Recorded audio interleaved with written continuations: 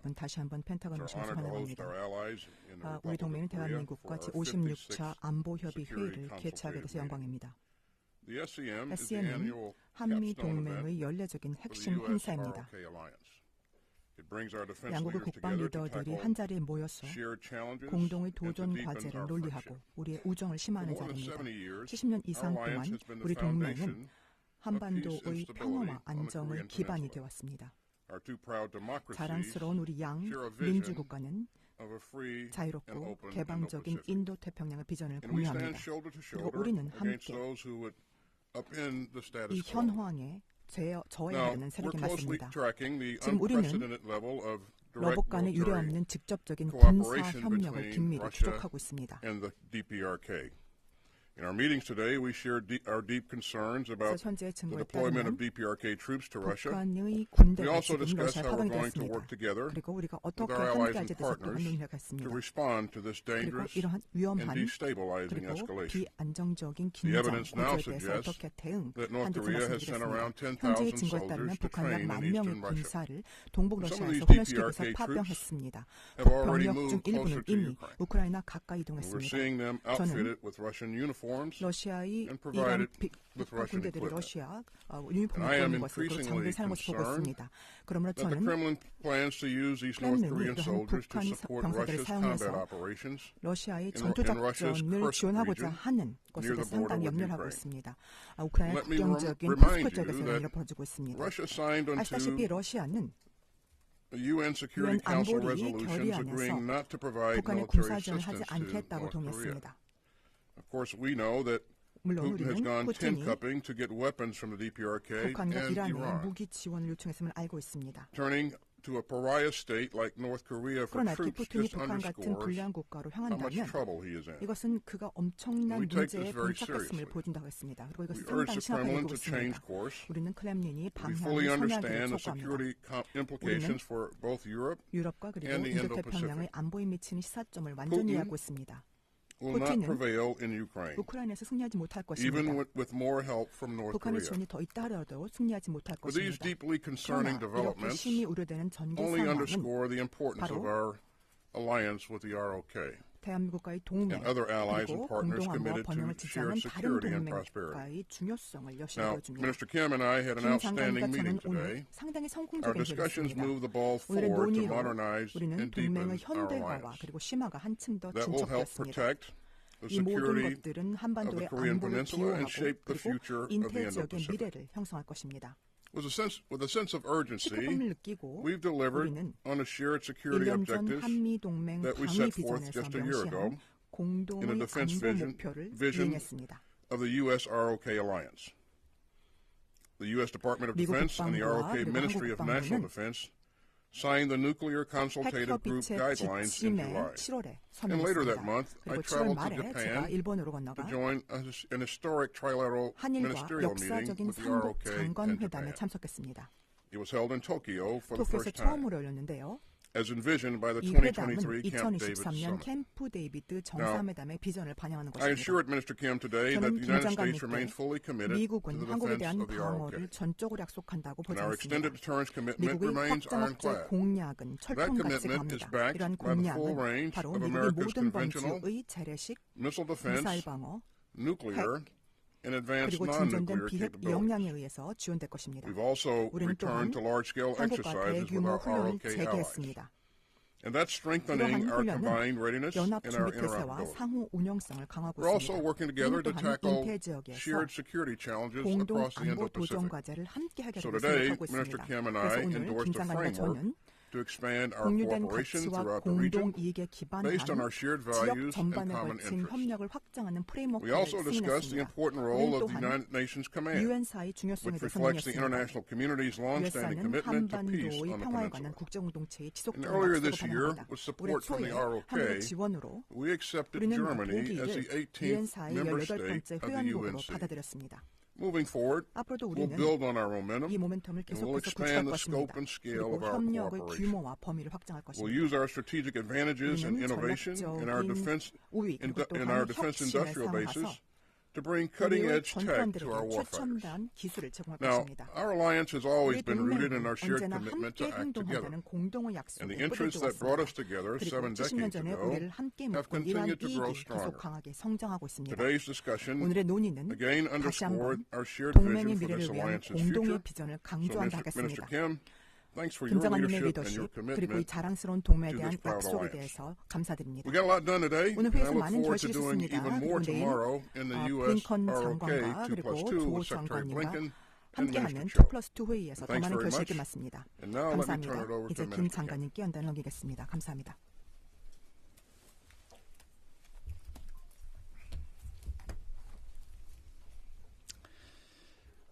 반갑습니다.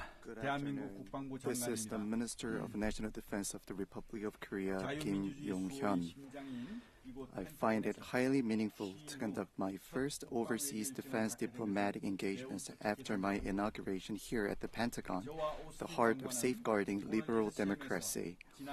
Today at the SCM, Secretary Austin and I reviewed the work of implementing the defense vision of the ROK-US alliance over the last year. In addition, we reaffirmed that the ROK-US alliance remains more robust than ever, even amid complex international security crisis. While asserting its theory of hostile two nations, North Korea continues to escalate tensions on the Korean peninsula through detonation of sections of inter-Korean roads. In order to deter and respond to DPRK provocations and threats, Secretary Austin and I agreed to maintain an overwhelming combined defense posture and engage in close coordination and responses. In particular, we made it clear that DPRK's ongoing practice of sending filth and trash balloons constitutes a violation of the Armistice Agreement and called for an immediate cessation of this activity with one voice. Furthermore, we condemned in the strongest terms with a unified voice the unlawful military cooperation between North Korea and Russia, which directly violates the rules-based order through the deployment of North Korean forces to Russia and arms trade, and pledged to closely work with the international community. This July, the defense authorities of Korea and the United States completed the NCG joint guidelines through the Nuclear Consultative Group, thereby elevating the ROK-US alliance to an unequivocal nuclear-based alliance. Building on these guidelines, Secretary Austin and I will diligently pursue the NCG tasks in a substantive manner to enhance the execution capabilities of extended deterrence of ROK and US as equal partners. Throughout this process, the ROK Strategic Command will be a key unit in the execution of the ROK-US Conventional Nuclear Integration CNI operations. Secretary Austin reaffirmed the United States' unwavering commitment to providing extended deterrence to the Republic of Korea by utilizing the full range of its military capabilities. In addition, as tangible evidence of the U.S. commitment to the defense of the ROK, Secretary Austin reiterated that the frequency and intensity of U.S. strategic asset deployment would be increased and made regularized in accordance with President Biden's commitment in the Washington Declaration. The ROK and the United States will continue to further enhance the alliance's capabilities and posture in response to nuclear and missile threats through implementing combined exercises that reflect the North Korean nuclear threats. Secretary Austin and I agreed to strengthen security cooperation in the region based on the respective Indo-Pacific strategies of our two countries. The nuclear and missile threat from North Korea is now an existential threat not only to the ROK but also to the Indo-Pacific region. We had a shared understanding that the ROK-US-Japan Trilateral Security Cooperation Framework signed in this July represents a historic milestone in trilateral security cooperation. We will continue to further enhance it. In particular, we highly appreciated the achievements of Freedom Edge exercise, the first multi-domain training, and have decided to conduct a second training in the near future. In today's meeting, Secretary Austin and I approved the Regional Cooperation Framework for ROK-US Alliance contributions to security in the Indo-Pacific, demonstrating our commitment to cooperation both domestically and internationally. Based on the framework, we will expand substantive cooperation with ASEAN and Pacific Island nations, enhancing the level and broadening the scope of the ROK-US alliance. Secretary Austin and I pledged to strengthen cooperation in science and technology and defense industry based on the defense vision of the alliance. We plan to establish a Vice Minister-level Defense Science and Technology Executive Committee within this year to explore the application of cutting-edge science and technology in the defense sector, as well as cooperation on AUKUS Pillar 2. Furthermore, we acknowledge the significance of securing supply chain resilience and modernizing alliance capabilities, and pledge to engage in active cooperation in the defense industry sector. In this regard, Secretary Austin welcomed ROK's participation in the U.S. MRO pilot project and underscored the efforts to expand cooperation between our two countries. For more than 70 years, the ROK-US alliance has overcome countless challenges, establishing itself as one of the world's most premier and exemplary alliances. Through the 56th Security Consultative Meeting, Secretary Austin and I reaffirmed our resolve to leap forward as a stronger alliance in response to uncertain future challenges. As the Minister of National Defense, I will work closely with Secretary Austin so that the ROK-US alliance serves as a linchpin of peace and stability in the world, extending beyond the Korean Peninsula. I deeply appreciate Secretary Austin's active support for the successful meeting we had today. We go together. 같이 갑시다. Thank you. Thank you very much, gentlemen. Our first question will go to Phil Stewart, Reuters. Okay. 첫 번째 질문은 로이터스의 필 스튜어트가 질문하겠습니다. To Secretary Austin, how soon do you believe that North Korean soldiers may enter the fight against Ukrainian forces in Kursk? Are we talking days or weeks? And do you believe there's anything the international community can still do to stop that deployment? And to Minister Kim, does this deployment increase the risk of war on the Korean Peninsula? And does this change South Korea's willingness to provide lethal, direct aid to Ukraine? If not, why not? Well, Phil, as you heard me say in my opener, I'm sorry? I need to translate this. Okay. 네, 먼저 첫 번째 질문은 오스틴 장관님께 드리겠습니다. 지금 북한이 우크라이나 지역까지 가서 전투에 실제 배치되고 쿠르스크 지역에 가서 참전할 것으로 예상이 되는지 질문을 드립니다. 이것이 예상되신다면 며칠 내 또는 몇 주 내로 보시는 건지 궁금하고, 여전히 국제사회에서 이런 것이 현실화되지 않도록 막을 수 있는 그런 방안이 있으면 말씀해 주시면 감사하겠습니다. 두 번째 질문은 김용현 장관님께 질문 드리도록 하겠습니다. 이번에 북한군이 러우 전쟁에 참전하게 된다면 이것이 한국에서의 전쟁 발발 가능성을 더 증가시키는 것이라고 보시는지요? 그리고 러우 전쟁에 북한이 실제 참전한다고 한다면 한국이 우크라이나에 살상 무기를 직접 지원하실 그런 계획 또는 가능성이 있으신지요? 그렇지 않다라고 하신다면 그렇지 않으신 이유가 무엇인지 말씀해 주시면 감사하겠습니다. Phil, as you heard me say in my opener, we believe that DPRK has sent some 10,000 troops into eastern Ukraine, and they've been drawing equipment and conducting some training, and some of those troops have begun to make their way towards the border of Ukraine in the Kursk region. Whether or not they'll be employed in the fight is left to be seen yet, but certainly if they are employed, then that's very disturbing, and so we remain concerned that they're going to use these troops in combat. I won't speculate on the timing of employment, but again, this is something we're going to continue to watch, and we're going to continue to work with allies and partners to discourage Russia from employing these troops in combat. Again, this is a violation of the UN Security Agreement. So this is pretty serious.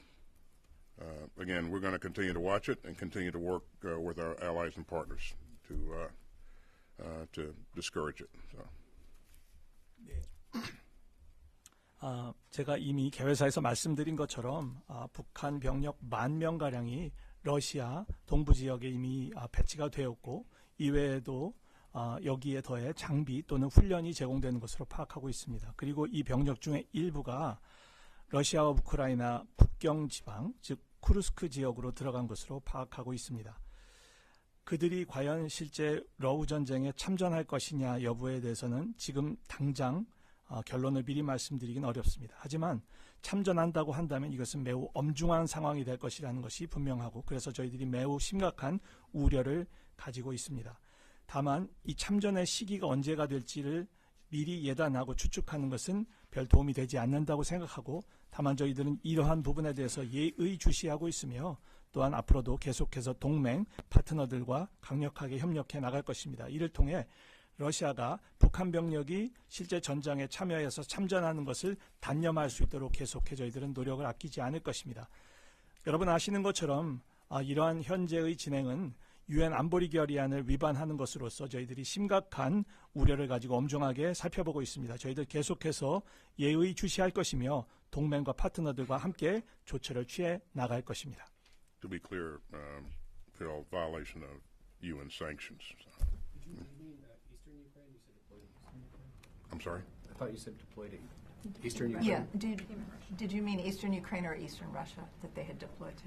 They had deployed to Eastern Russia, and then they're making their way west towards the Ukrainian border. Sorry about that. 네, 분명히 말씀드린다면 유엔에서 결정된 것 중에 위배되는 것 중에는 유엔 제재와 관련된 안보리 결의사항을 위배한 것이라는 점을 말씀을 드리고 제가 아까 말씀드렸던 것에 대해서 분명히 정정하자면 현재 10,000명으로 추정되는 북한 병력은 러시아 동부 지역에 배치되어 있고 그중에 일부가 러시아 서부 즉 우크라이나와의 국경 지역으로 이동하고 있는 것으로 파악하고 있습니다.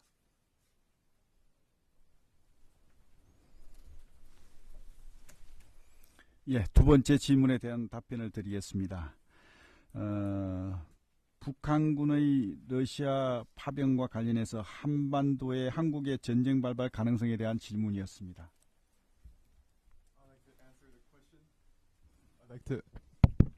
I'd like to answer the question regarding the increase in the possibility of war breaking out on the Korean Peninsula following the North Korean troops' deployment to Russia.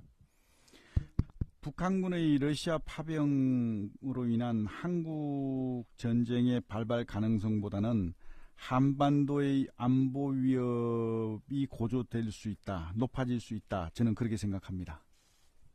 I do not necessarily believe that the North Korean troops' deployment to Russia results in the changes in the possibility of war breaking out on the Korean Peninsula. However, I believe this can result in the escalation of the security threats on the Korean Peninsula.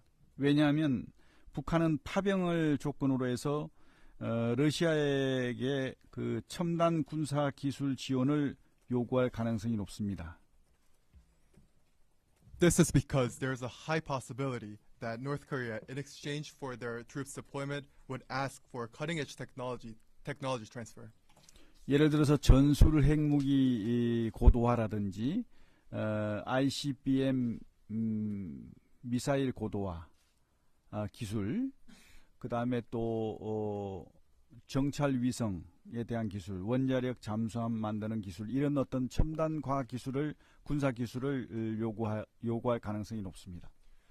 There's a high chance that they would, in exchange for their deployment, North Korea is very likely to ask for technology transfers in diverse areas, including the technologies relating to tactical nuclear weapons, technologies related to their advancement of ICBM, also those regarding reconnaissance satellite, and those regarding SSBNs as well.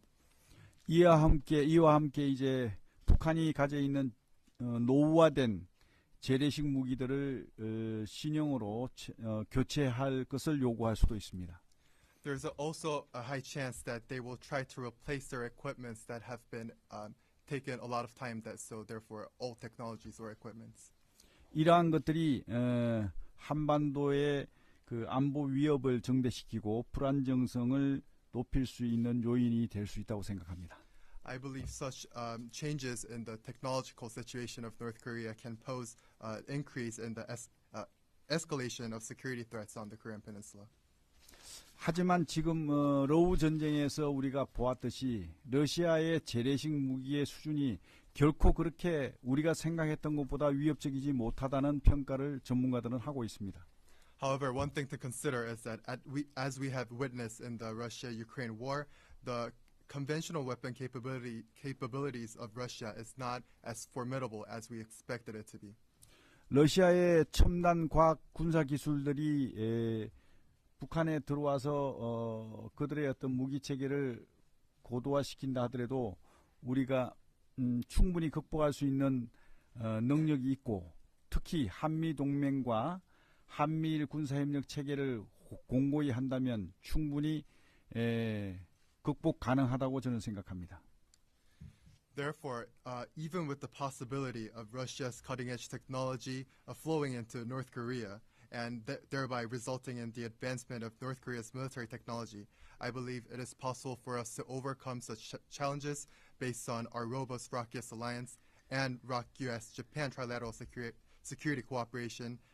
And through these cooperation, I believe we can secure enough and sufficient capability in order to overcome such security challenges. 결론적으로 전쟁 발발 가능성보다는 한반도에 대한 안보 위협 그리고 불안정성이 다소 높아지긴 하겠지만 충분히 극복 가능하다고 저는 평가하고 있습니다. In short, I would rather see the results or impacts of the deployment as an increase that can result. I believe the deployment can result in the security threats on the Korean Peninsula, and it could also have a destabilizing impact on the security of Korean Peninsula, but I don't believe it is going to be any changes in the possibility of war breaking out on the Korean Peninsula. Our next question will go to Ji-Hoon Kim, Yonhap News Agency.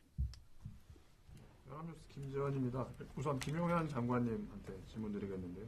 지난해 있었던 미국에 대한 한국의 포탄 대여는 한국 측이 한미 상호 방위 조약을 이행한 대표적 사례였다고 평가할 수 있습니다. 이번에도 추가로 미국의 포탄 부족분을 채워주는 방식으로 우크라이나를 우회 지원할 계획이 없으실지 궁금하고요. 그리고 또 북한의 오물 쓰레기 풍선에 대해서 현재 중단 촉구와 낙하 후 수거 방식 대응만 이루어지고 있습니다. 추가적인 대응 조치가 궁금합니다. 또 이 마지막 질문은 두 장관님께 공통으로 드리겠습니다. 북한의 반인도적 범죄 그리고 각종 도발에 대해서 김정은에게 할 말이 있다면 부탁드리겠습니다. It's reporter Kim from Yonhap Agency, and I have first I have a question directed to Minister Kim. Last year's munition deal between Korea's cooperation and the United States is an exemplary case where Korea was able to provide support toward United States in accordance with the Mutual Defense Treaty. And do you have any additional plans to give a indirect support to Ukraine by supplying munitions to United States in an indirect way? And also, there's another question about the trash and filth balloons. Korea has been showing consistently the kind of response. Korea has been showing response such as collecting the trash balloons after they were dropped on the territory of Korean Peninsula, or they have consistently asked North Korea to cease the release of trash balloons. Do you have any additional measures in order to respond to such release of trash or filth balloons from North Korea? And this question, the last question, is directed to both Minister Kim and Secretary Austin. North Korea has consistently shown their anti-humanitarian provocations.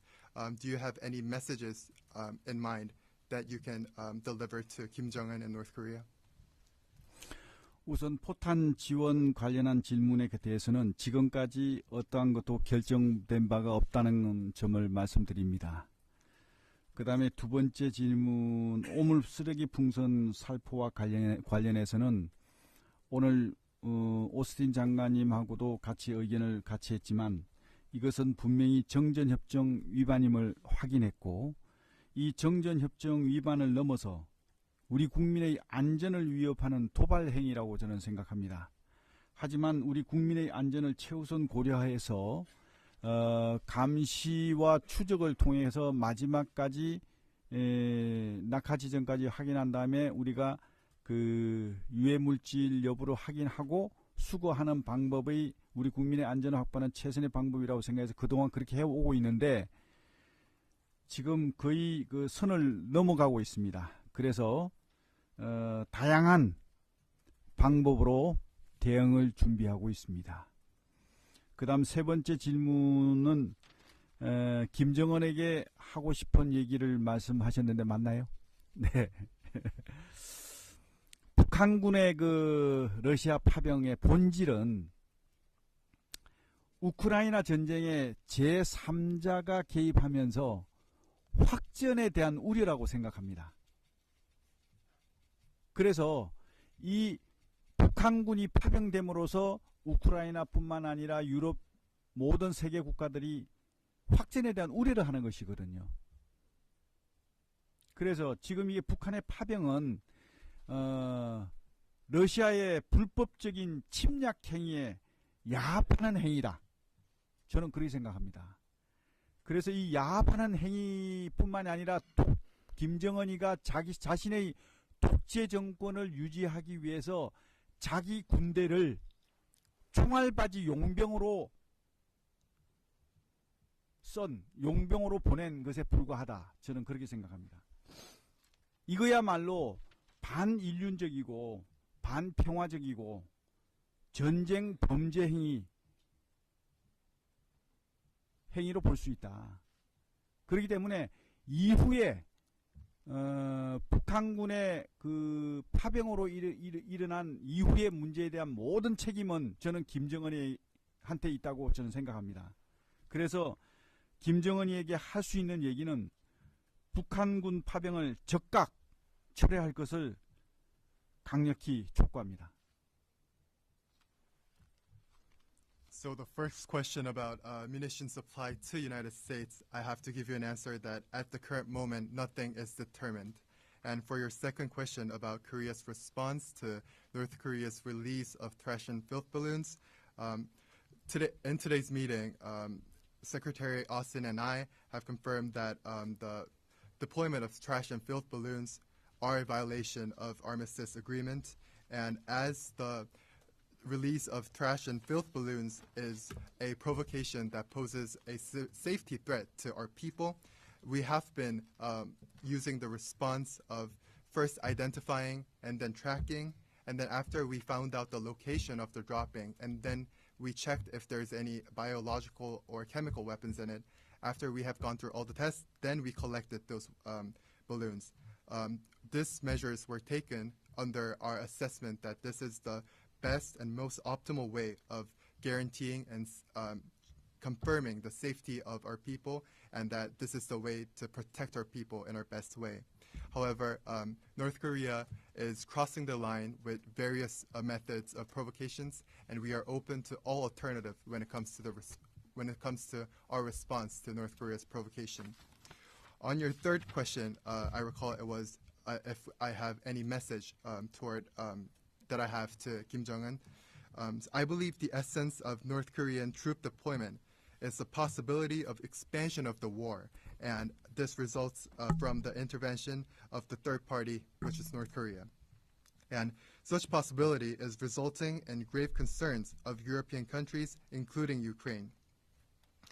And the deployment is, North Korea is joining the collusion of Russia's illegal aggression and invasion, and therefore I see that the deployment is Kim Jong-un's attempt to maintain its dictatorship, and Kim Jong-un didn't hesitate to sell out its young people and troops as cannon fodder mercenaries.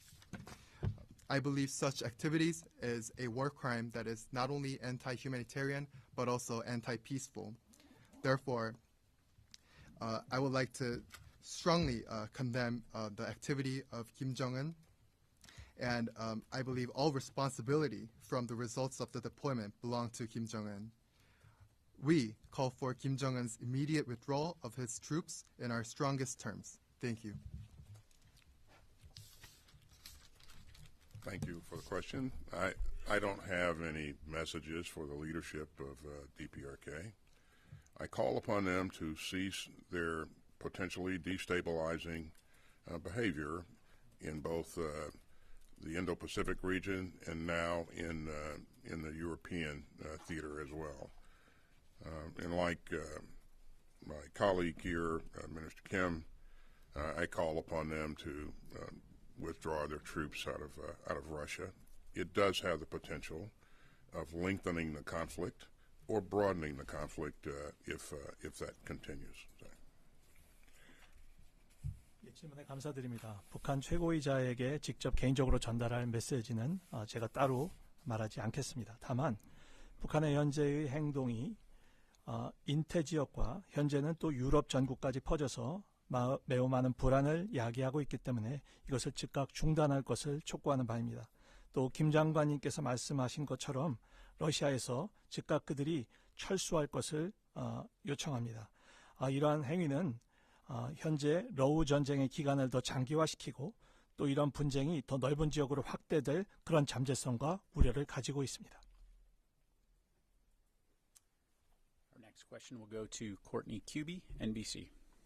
Thank you. Mr. Secretary, you told Phil that the U.S. will continue to watch this deployment and work with allies to discourage it, but how specifically can the U.S. or the international community actually stop? Is there anything the U.S. can do? And you just said that that this does have the potential for broadening the conflict. Does that mean that you see the possibility that if in fact Russian troops are fighting alongside North Korean troops, that means other countries could send troops, perhaps even to fight alongside the Ukrainians in an advisory level or at fighting or anything? And then just one more, this is my real question, those are follow-ups. My real question is just, what happens when North Korean troops are killed by U.S. provided weapons? And then Minister Kim,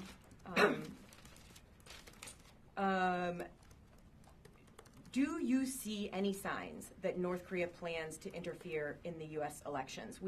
Your DIA said today that DPRK may be ready to launch an ICBM, perhaps a nuclear weapon.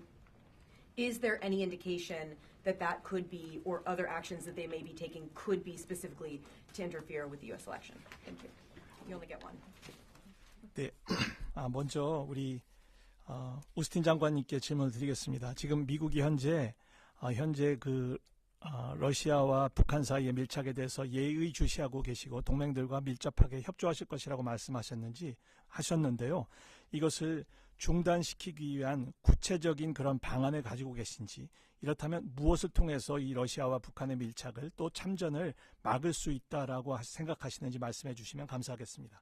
그리고 북한이 러우 전쟁에 참전하게 되는 것은 현재의 러우 전쟁을 더 폭넓게 확대시키는 그런 잠재성을 가지고 있다고 말씀하셨는데, 이 말씀이 시사하는 바가 정확히 뭔지 좀 부연 설명해 주시면 감사하겠습니다. 즉, 러시아와 북한이 함께 참전해서 싸우게 될 때 다른 국가들도 또 참전할 가능성이 있다고 보시는지요. 특별히 우크라이나 쪽의 편을 들어서 우크라이나 전선에 참여할 그런 다른 국가가 있다고 보시는 것인지 그게 궁금합니다. 그리고 또 지금 또 드리고자 하는, 또 우리 오스틴 장관님께 드리고자 하는 질문은 미국이 지원한 무기가 북한군을 살상하는 그런 시점이 도달할 수 있다고 보시는지, 그렇다면 그것이 언제 현실화된다고 보시는지 말씀해 주시면 감사하겠습니다. 그리고 우리 김영현 장관님께는 질문 하나만 드리도록 하겠습니다. 북한이 현재 이제 다가온 미국 대선에 개입할 가능성과 정황을 파악하고 계시는지요? 최근에 있었던 그 한국 정보당국 KDI의 그러한 예측에 따르면 북한이 대륙간 탄도미사일 즉 ICBM이라든가 핵실험을 강행할 그런 가능성, 그리고 그 외에도 여러 가지 도발을 할 가능성이 있다라고 정보 예측을 하고 있는데, 이런 활동들을 통해서 북한이 미국 대선에 개입하려는 시도를 할 개연성이 있다라고 보시는지 말씀해 주시면 감사하겠습니다. So Courtney, the first of your 20 questions here was whether or not we can stop the DPRK from sending troops. We certainly can work with others to discourage this kind of behavior, but I didn't mean to imply that we can stop that. But certainly, their actions have consequences, as all actions have consequences, and we need to be mindful of that. In terms of what could happen, you mentioned my reference to potentially broadening this conflict. Yes, it could encourage others to take action, different kinds of action. But I won't speculate on what could exactly happen. But there are a number of things that could happen. And what happens when DPRK soldiers are killed with U.S.-provided weapons? Well, if the DPRK soldiers are fighting alongside Russian soldiers in this conflict and attacking Ukrainian soldiers have the right to defend themselves, and they will do that with the weapons that we provided and others have provided. That's to be expected. But if they are fighting alongside of Russian soldiers, they are co-belligerents, and you have every reason to believe that those kinds of things will happen, that they will be killed and wounded as a result of battle. 예, 지금 우리 코트니 기자분께서 한 20가지나 되는 것처럼 굉장히 많은 질문을 주셨는데 그중에 첫 번째 질문에 대해서 답변을 해보겠습니다. 즉 북한이 현재 러시아 우크라이나 전쟁에 참여한 것을 중단시킬 수 있느냐 하는 질문이셨는데 저희들이 그런 목적을 위해서 계속해서 노력해야 하고 노력하는 것은 늘 가능하다고 생각합니다. 하지만 제가 단정적으로 그들을 이렇게 해서 중단시킬 수 있다라고 말씀드리지 않았다는 점을 다시 한번 환기시켜 드립니다. 그런데 분명한 것은 그들이 취한 이런 행동에는 반드시 결과가 따를 것이라는 것이고 그것은 모든 행동에는 다 결과가 따른다라는 점을 참고해서 그들이 꼭 이 부분을 유념해야 할 것입니다. 또 이러한 그 북한의 참전을 통해서 어떤 일이 일어날 것인가에 대해서 제가 이런 전쟁과 충돌이 더 포괄적으로 폭넓어질 수 있다는 점에 대해서 추가 질문을 해주셨는데요. 지금 하신 추가 질문에 대한 내용이 맞습니다. 즉 다른 국가들이 현재 전쟁에 대해서 여러 조치를 취해서 참여할 수 있다고 봅니다. 그럼 구체적으로 어떤 국가가 어떤 조치를 취할 것인지에 대해서 추측하는 것은 별 도움이 되지 않는다라고 생각하는데 다만 여러 가지 조치들이 가능할 것이라는 점은 말씀드릴 수 있겠습니다.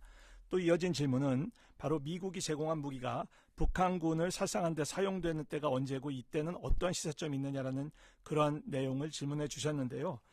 분명한 것은 러시아와 북한이 함께 어깨를 나란히 하고 우크라이나 병사를 공격한다라고 한다면 우크라이나 병사 입장에서는 당연히 자위권을 발동할 입장이 있고 그런 경우에 미국이 제공한 무기든 아니면 다른 우방 국가가 제공한 무기를 사용하게 될 것을 우리가 당연히 예측할 수가 있게 됩니다. 분명한 것은 현재 러시아와 우크라이나가 침공군으로서 활동을 하고 있기 때문에 그들에게 반격을 취할 때 북한 병사도 마찬가지로 사상되거나 또 부상을 입을 확률이 분명히 존재합니다.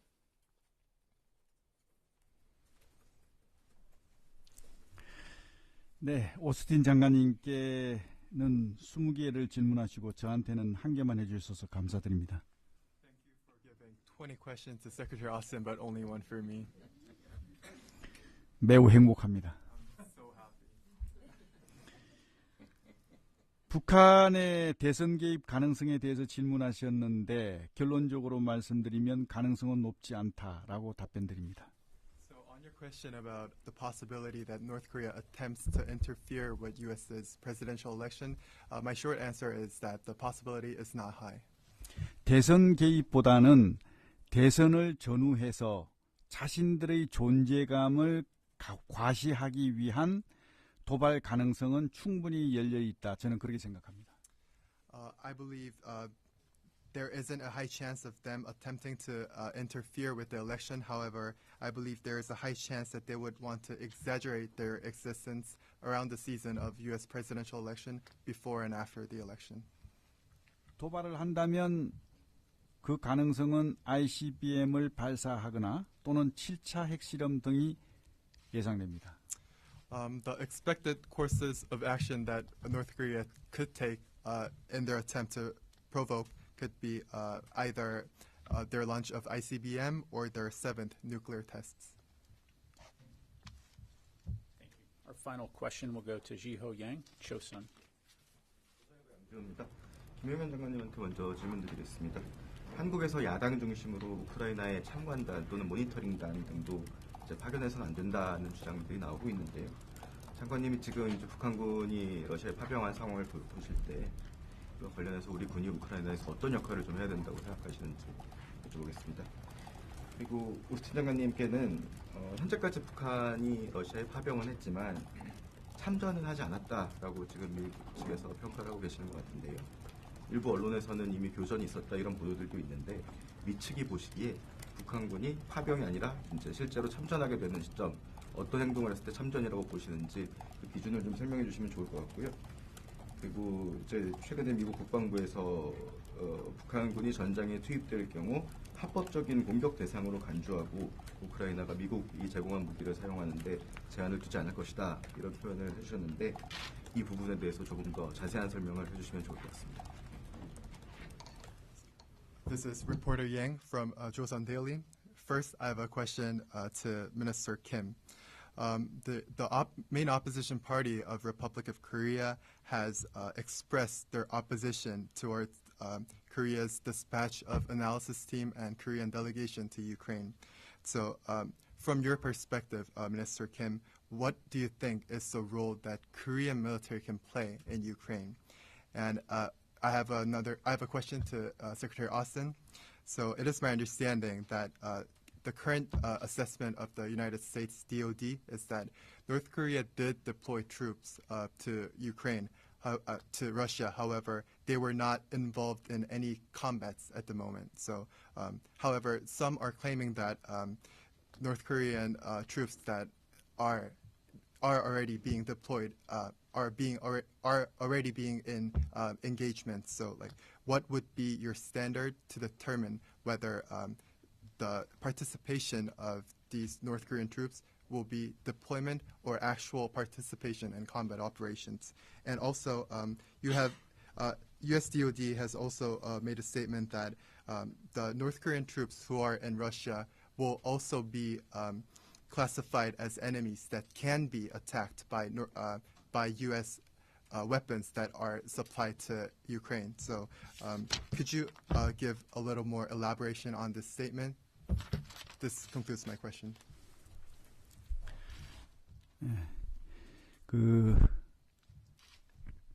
우크라이나전에 대한 참관단 또는 모니터링단 파병과 관련한 질문이었습니다. 이와 관련해서는 이라크전을 비롯해가지고 각종 그 전쟁 시에 참관단이나 전황 분석단 이런 것들을 쭉 보내왔습니다. So I recall the question was about our observers and monitoring teams of Korea that are and could be sent to Ukraine. So throughout the history in many different wars, including the Iraq War, there have been many cases where we have sent monitoring teams or lesson learned analysis team to the countries that were in war.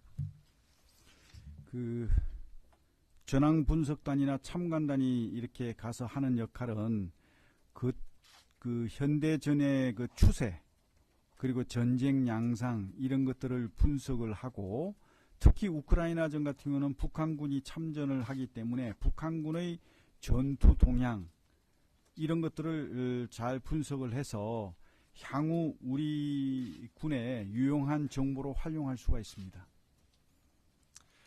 The role of such observers or analysis team play in the war is mainly analysis of the trends of the modern warfare or different aspects of modern warfare.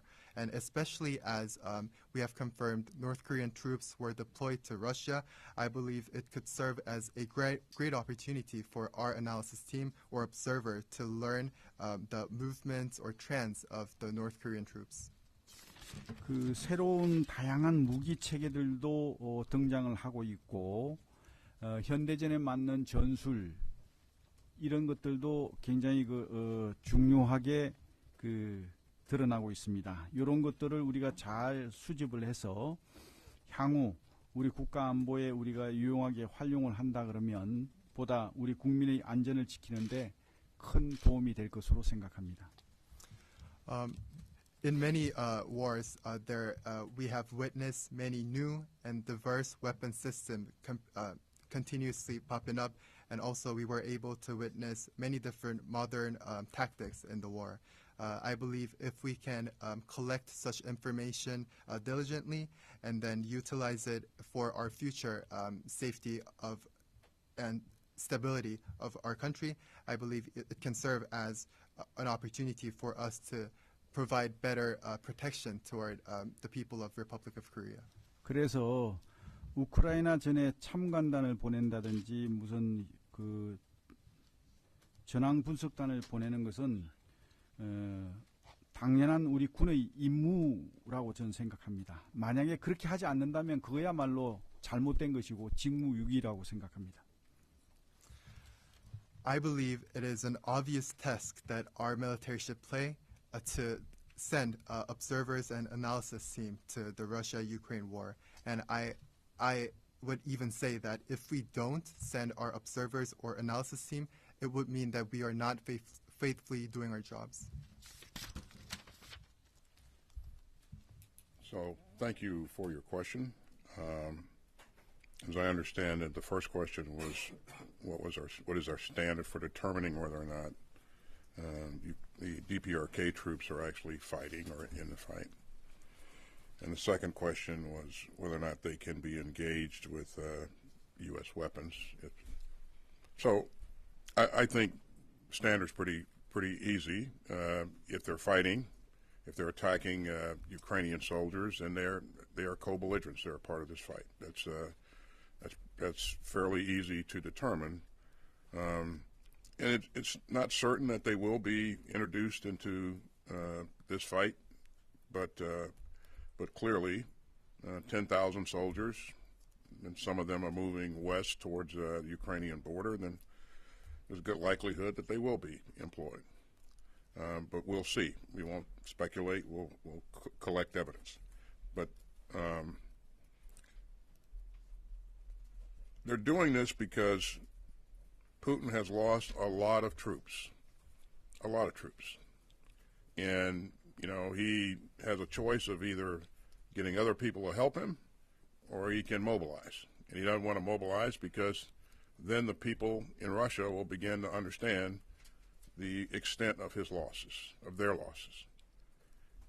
So there's a good likelihood that these troops will be introduced into combat. Not certain, but I think the likelihood's pretty high.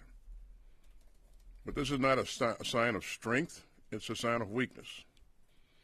Putin has not achieved one strategic objective in 2.5 years against a force that was far inferior to his force. That's a sign of weakness. Again, he's gone to other countries for weapons and munitions, and now he's going to other countries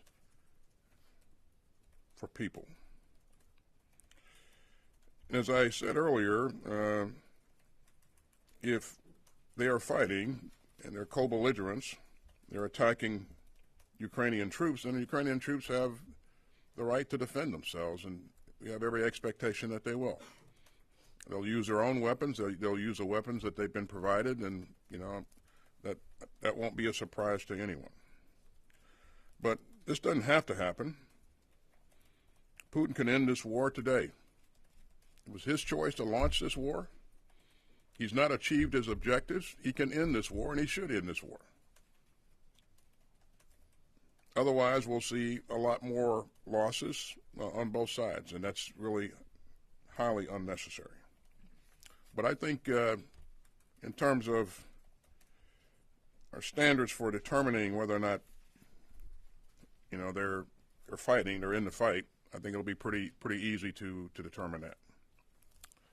Okay. 네, 질문 감사드립니다. 두 가지 질문으로 제가 요약해 보겠습니다. 첫 번째는 북한이 실제 파병을 넘어 참전까지 했는지를 판명하는 기준이 뭔가 하는 질문이셨고, 두 번째는 이런 참전하게 된 북한 병사에 대해서 미국 무기로 우크라이나 병사가 관여하게 될, 즉 교전하게 될 가능성에 대해서 질문을 해주신 것으로 파악합니다.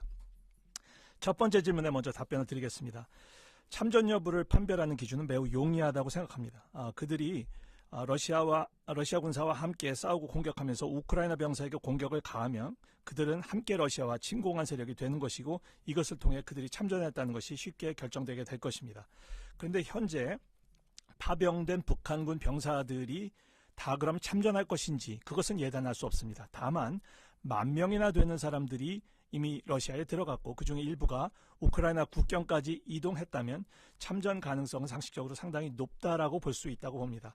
근데 이것을 갖고 예단하진 않고 저희들이 예의주시하면서 증거를 파악하도록 하겠습니다.